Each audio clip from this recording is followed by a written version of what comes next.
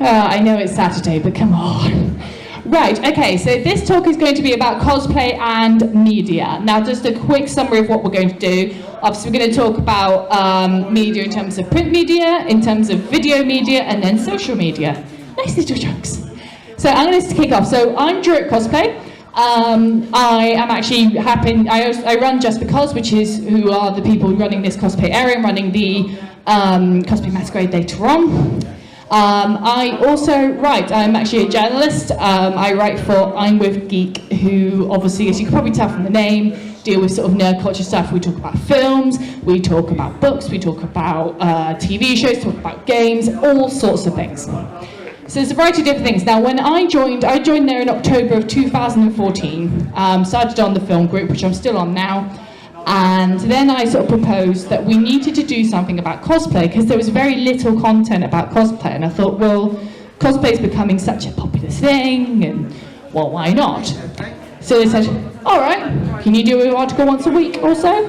Yep. So that's pretty much how I got into it. And I've been writing about cosplay and filming things for it since January 2015, so not massively long.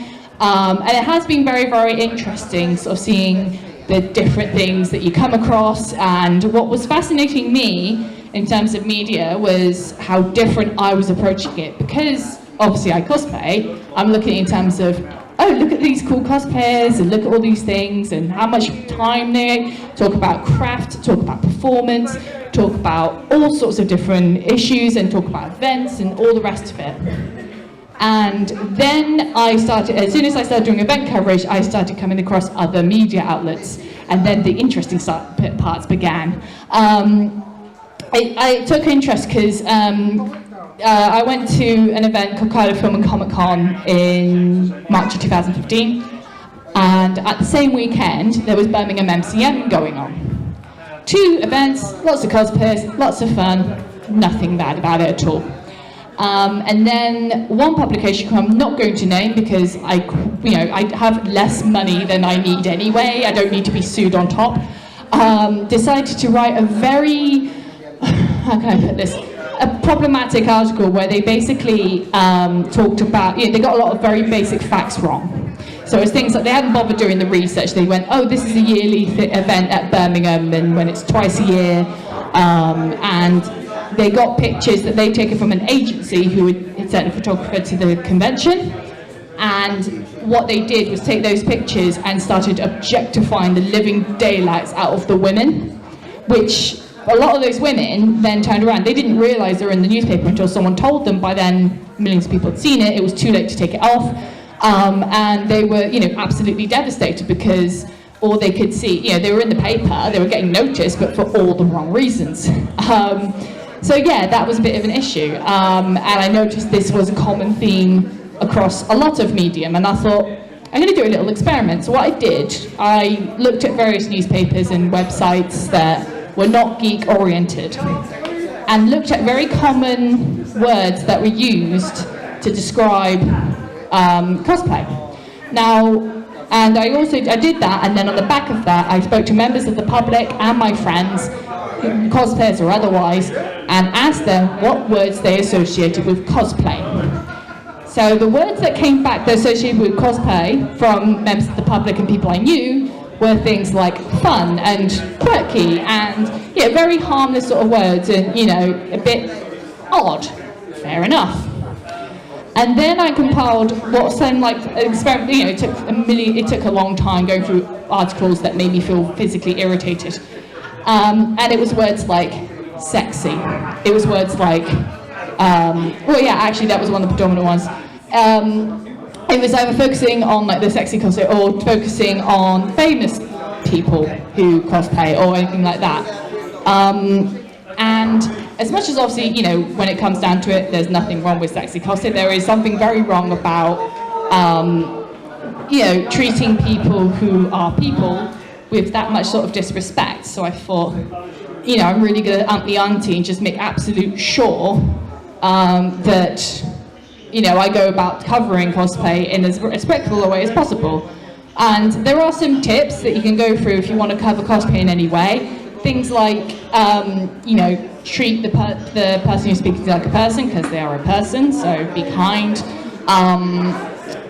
Make sure you're honest about your intentions. If you are working for a tabloid and all you want is someone to look pretty for you to describe them in certain ways, you might as well tell them, because if they find out and they didn't consent to it, then they can quite easily take action. So it's best to be honest if you want to be a writer to discuss actual cosplay. And it's things like, you know, photograph with consent, you know, again, it's all about being honest and about being respectful. And yeah, so, and as an add-on to that, as an extension, I ended up going into videography a little bit. Now, by all means, I am definitely not the most professional person. I have like a basic Nikon camera, so it's not like, you know, I'm running around with the most high definition camera you've ever seen in your life. But yeah, it got into that because I'd be filming about events, I'd be talking to cosplayers, I'd be interviewing stall owners and small businesses and stuff. So I ended up going into cosplay music videos. I've only done 2 so far, but I decided to do them because a lot of the ones I saw had no plot to them. And as someone who writes stories, it drove me nuts. So I was just like, I know what I'll do them, but I'm going to have even if it's a very rough plot, even if it's just friends hanging about and having a good time, I'm actually just going to do my own cosplay music videos. You know, and it's actually quite fun, if not stressful, to do it if you're going to a convention. It can be a bit, unless you've got lots of people really keen, it can be quite stressful trying to get something filmed together. But it is a lot of fun, and it is really enjoyable. But then I've only done 2. I am in no way professional. So for this segment, talking about actual filming, I would like to hand over to Parley Productions, who will now join me on the stage.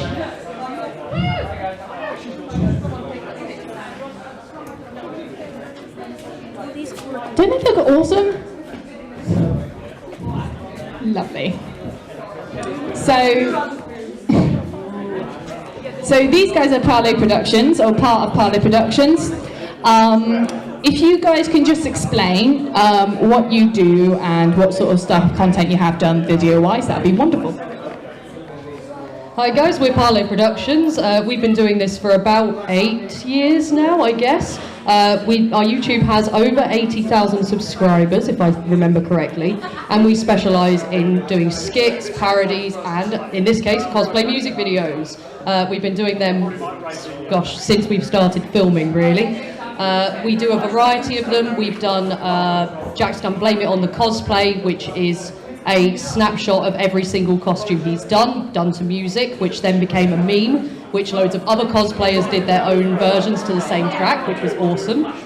We also do silly convention ones, which are completely plotless, but just show how stupid a time we have at conventions. And then we do the ones that do actually have a story to them. So we kind of cover all of it, and it all depends on what sort of look we're going for. If we have an idea in our heads, we will go for a plot-based one. If not, we'll just have fun and share it with people and hope they enjoy it as much as we enjoyed filming it. So what kind of, obviously you've done music videos and you've done skits and parodies.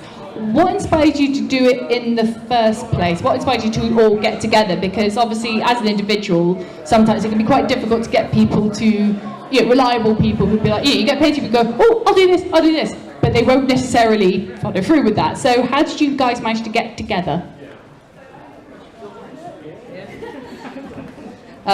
We started off by openly asking for people on DeviantArt, which at the time was the big cosplay website, asking if people wanted to come along and join in and play XYZ characters. We then realised that wasn't the best way to do it because not everyone knew each other well, people had different ideas of what they wanted to do, people had different schedules, and slowly the group whittled down to, I think there's about 5 or 6 of us who were that original group who are still doing it. And slowly we just started drafting all our friends in, and because you know each other, you know what sort of characters each person suits best, and you don't feel the need to sort of argue over who's going to do which character if you both want to do the same thing. You do have a lot of give and take with it. We're also quite lucky in that a fair few of us also live within half an hour of each other, which is very helpful.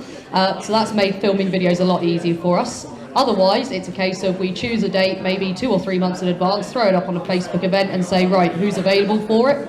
And then we'll get everyone together. We can have up to 15 to 20 people sometimes involved, and we'll film something big and do it all day. So you've been doing it for how many years? Sorry, did you say how long? About 8 years. God, 8 years, that's amazing. So what kind of videos do you prefer, when you're doing a Cosby music video, do you prefer doing ones where there's no plot? Do you prefer having a plot? What are your preferences? Generally, it's that I'll be driving in the car, a song will come on the radio, and I go, yes, I am inspired. And so, take that song. Luckily, because we're partners with YouTube, we get sort of lenience with using it. That's something to always check if you are going to film a Cosby music video. Check to see if you can use it first, and if not, there are so many covers out there on YouTube. If you just email the creator and say, can we use your song? They often will say yes, because then you link back to them, they get views, you get views. But yeah, it's usually just hearing a song, and if you're in a group, you go, wouldn't this fit Dragon Age? Wouldn't this fit Avengers? Wouldn't it fit? And we just take it from there, generally.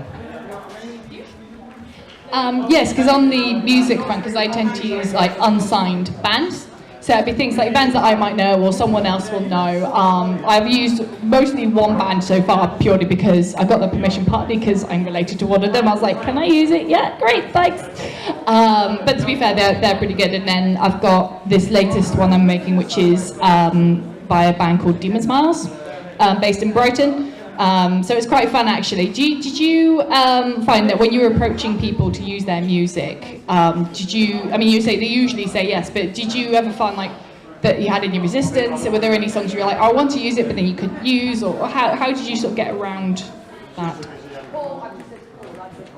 Unfortunately, I can't speak for the naysay side, because so far everyone has sort of agreed to it. There's an amazing artist called Caleb Hales on YouTube, yeah, who does beautiful covers of a lot of varieties of songs. But yeah, so far I haven't had any resistance. Cross my fingers and hope. You never know. So you've been doing it for quite some time, and what would you say, out of all the videos you've done, and all this time, what's been the thing that's been the hardest thing? Because obviously people see music videos and think, oh, that can't be very difficult, and obviously the reality is it can be quite difficult sometimes. What are the usual obstacles, or something that was difficult to do? I find one of the hardest things is finding the right sort of place to film something, especially when you're in costume. You want somewhere that looks suitable. Sometimes, I mean, we're all really unprofessionals here, but getting everybody to do what we need to do can be as hard as it is fun sometimes. Yeah, I don't know.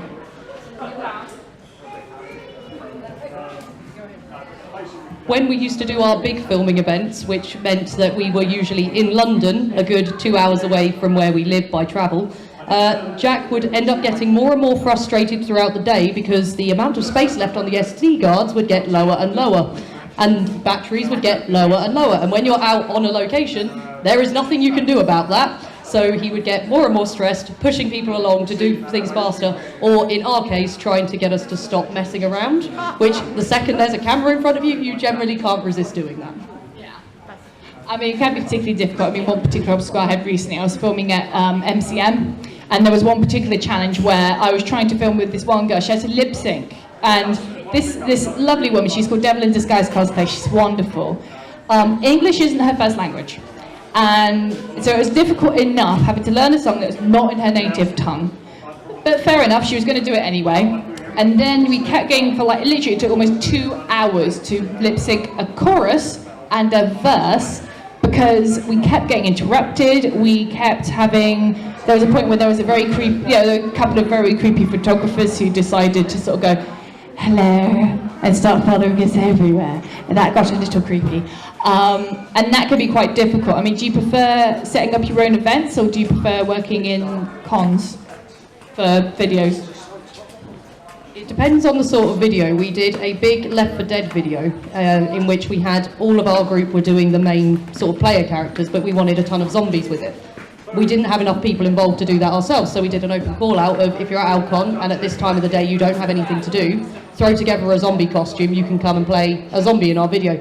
and we had, what, 30, 40 people turn up just to be in the background, be zombies in our video. So our credits is probably longer than the video is itself.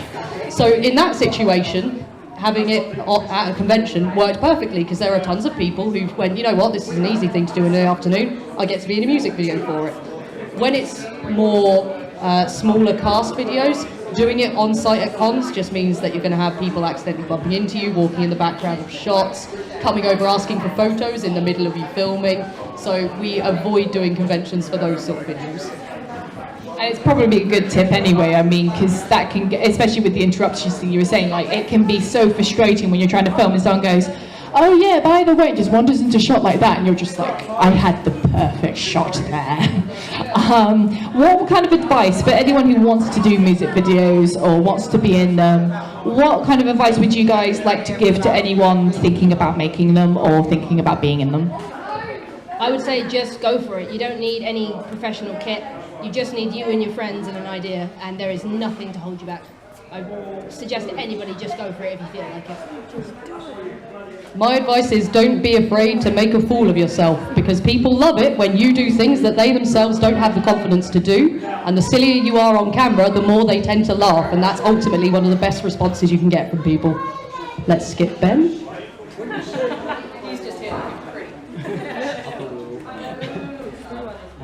Oh God, I'm not entirely sure. Apart from just following on from your points of just having fun with your friends, like Kelly said, I used to get so stressed out filming Marauders, and I look back and they're not so happy memories for me. And then I see the bloopers of everyone laughing, and it suddenly becomes fun again. Bloopers are so important to be able to look back and remember why you're doing it.